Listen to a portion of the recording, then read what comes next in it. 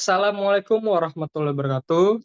Perkenalkan nama saya Muhammad Gilanika, NPM 2208260231 dari kelas C angkatan 2022. Saya membuat video ini dengan maksud ialah eh, melakukan tugas dari remediasi blog, yang mana blog sayanya ialah blog kardiologi. Saya mengambil penyakit ataupun tema ialah penyakit jantung rematik. Penyakit jantung rematik menurut definisinya ialah penyakit jantung rematik merupakan penyakit jantung didapat yang sering ditemukan pada anak. Penyakit jantung rematik merupakan kelainan katup jantung yang menetap akibat demam rematik akut sebelumnya, terutama mengenai katup mitral 75%, aorta 25%, jarang mengenai katup trikuspid dan tidak pernah menyerang katup pulmonal. Penyakit jantung rematik dapat menimbulkan stenosis atau insufisiensi atau keduanya. Nah, epidemiologinya ialah WHO mengatakan bahwa penyakit jantung serta pembuluh darah menjadi penyebab kematian dunia peringkat 1, yaitu 17,9 juta orang meninggal akibat penyakit jantung rematik. Di tahun 2016, yakni 31% dari semua kematian global.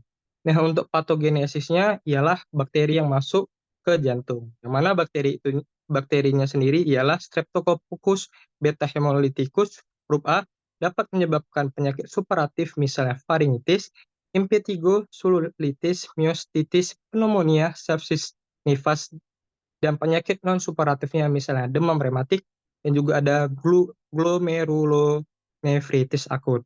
Nah, patofisiologisnya ialah baik perikardium, miokardium, dan endokardium dapat terkena miokarditis, dapat ringan berupa infiltrasi sel-sel radang, tetapi dapat berat sehingga terjadi dilatasi jantung yang dapat berakibat fatal, yang mana bakalan menyerang ke organ lainnya, biasanya di jaringan otak, dan dapat juga mengakibatkan radang paru. Nah, untuk etiologinya sendiri ialah biasanya usia yang menjadi faktornya. Biasanya terkena dari usia muda maupun tua. Jenis kelamin, biasanya jenis kelaminnya sendiri ialah lebih ke laki-laki. Tekanan darahnya sendiri ialah biasanya tinggi, menjadi hipertensi, ada juga hiperlipidemia, merokok, dan juga riwayat keluarga. Nah, untuk manifestasi klinisnya sendiri adalah artritis, nyeri dada, dan juga adanya uh, artritis, nyeri sendi, dan juga ada karditis, nyeri dada, ada juga korea, yang mana gerakan aneh, ada juga erythema marginatum, yang merupakan merah pada kulit, dan juga ada dan juga ada nodul subcutaneous yang merupakan benjolan di bawah kulit. Nah, untuk diagnosisnya sendiri biasanya pada saat amnesis pasien datang keadaan artritis maupun karditis, yang mana artritis ialah nyeri sendi dan karditis adalah nyeri dada.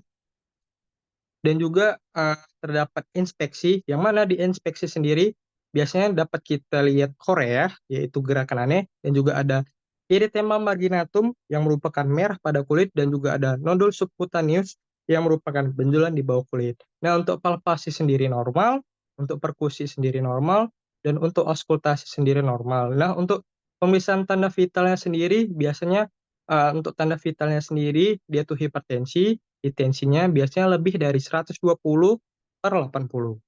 Nah, selanjutnya ialah untuk pemeriksaan penunjang. Nah, pemeriksaan penunjang terbagi dua, yang mana ada pemeriksaan laboratorium dan juga ada pemeriksaan radiologi.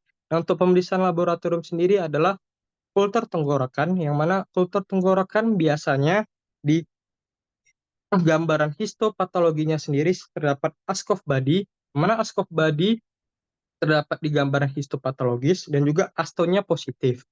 Dan juga di kultur tenggorokan itu biasanya terdapat beta hemolyticus grup A. Dan juga ada rapid antigen detection test, ada juga antibody anti-streptococcus, dan juga ada fase akut reaktan, dan juga ada antibody reaktan jantung, reaktif jantung, ada juga uji deteksi cepat untuk D8 atau 17, ada juga röntgenografi dada, ada juga Doppler ekokardiogram, dan ada juga jantung kateterisasi, dan ada juga EKG-nya. Nah, untuk gambaran EKG-nya sendiri ialah mitra stenosis berat pada penyakit jantung rematik, dan itu adalah uh, pemeriksaan radiologinya sendiri. Dan selanjutnya ialah masuk ke dalam tata laksananya. Untuk tata laksananya ada farmakologi dan ada non farmakologi. Nah, untuk farmakologinya sendiri biasanya diberikan antibiotik dan untuk antibiotiknya sendiri adalah erythromycin dan juga ada juga diberikan kortikosteroid yang mana diberikan dexamethasone ataupun methylprednisolone. Nah, untuk farmakologinya sendiri biasanya dilakukan operasi bila uh, bila dikasih obat-obatan tidak membaik. Nah, operasi dilakukan dengan cara memperbaiki atau mengganti katup jantung yang rusak. Nah, untuk pencegahannya sendiri ada primer, tersier, dan rehabilitation atau rehabilitasi. Nah, untuk primernya sendiri biasanya menyuruh pasien itu untuk mencuci tangan dengan sabun dan air mengalir, terutama sebelum mengolah makanan dan sebelum makan. Dan juga menghindari penyebaran bakteri dengan tidak berbagi peralatan makan, handuk, dan sarung bantal. Dan juga menutup mulut dan hidung saat bersin ataupun batuk. Dan juga mengonsumsi makanan bergizi dan lengkap seimbang, mencukupi waktu tidur malam dan istirahat. Nah, untuk tersiernya, menjalani pemeriksaan jantung dan mengonsumsi antibiotik bila memiliki riwayat demam rematik. Nah, untuk rehabilitasinya, biasanya itu direhab di tempat tinggalnya untuk tidak menyebarkan penyakit dari penyakit jantung rematik ataupun dari demam rematiknya itu sendiri.